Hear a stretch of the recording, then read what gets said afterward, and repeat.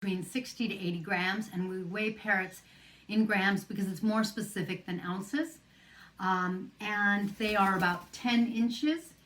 And so they're a great size. They are probably that kind of conure that's sort of around that size and everything. You know, for me, I think that would be the top of my apartment parrot. In other words, I think I would feel comfortable, but right on the edge of having a parrot that is going to work in an apartment.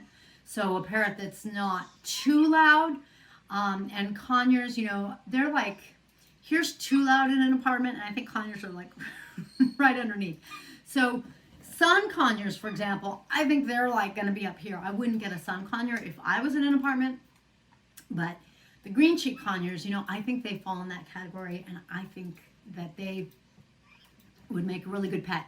So you have green cheek conures, and then some of the less common other kinds of conures you're going to run into are half moons or peachfront conures, crimson conures, and then you get into some other conures like dusky conures, gold cap, the black caped. There are a lot of different conures out there. Brown necked, also called St. Thomas, and it's confusing. A lot of these parrots, in addition to having their scientific name, they have 2 or 3 names that they're known as in the US. And of course, they're known as different names in the rest of the world. So a lot of choices on the conures. And conures, the whole conure family tree, I feel like they are very amiable, very people-oriented. They just really do like people. They're very playful. They're, you know, like, I feel like they're a nice, uplifting breath of fresh air. Whimsical, just enough of a trouble causer to really brighten and lighten up a life kind of thing, and to make a fantastic companion. And that's why I wanted to talk about conures and what my first choices would be.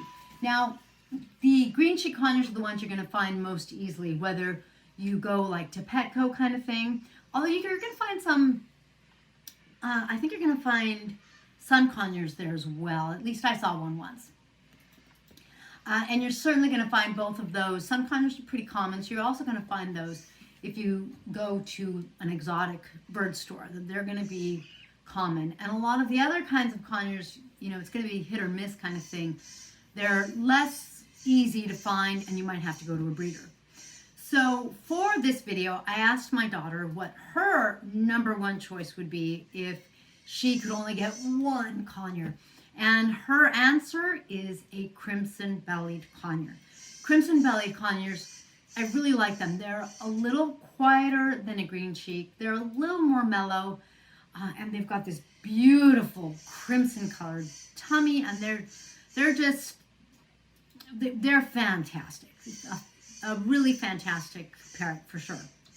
I thought that was a really good choice. My first choice, obviously, is a Queen of Bavaria. And you can see why. My Queen of Bavarias, they are playful, but being I think they're like the second biggest in the whole conure species. I think the Patagonias are the biggest. At least that's what I'm understanding right now. And you know, bigger birds, they aren't quite as energetic. Like if you look at a smaller bird like a parrotlet, they're moving around their cage a lot. If you look at an even smaller bird like a finch, which is not in the Psittacine family, they're really moving around a lot. It's kind of funny. In some ways, the smaller the bird, the bigger the cage should be, because they really are. And larger birds, not that that's true. You know, your big birds need a lot of space too. So please don't misunderstand me. My point is that those little guys are really active. Larger birds, they like to fly, and so they need a lot of space for that flying. And most cages, of course, are not going to accommodate that.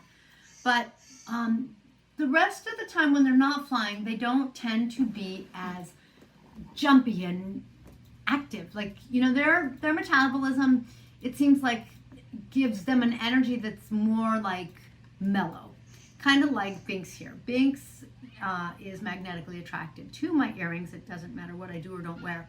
And with my parrots, I usually I wear less and less jewelry, and you could see why. Because it's shiny. Right, baby. It's shiny and you love shiny. Yes.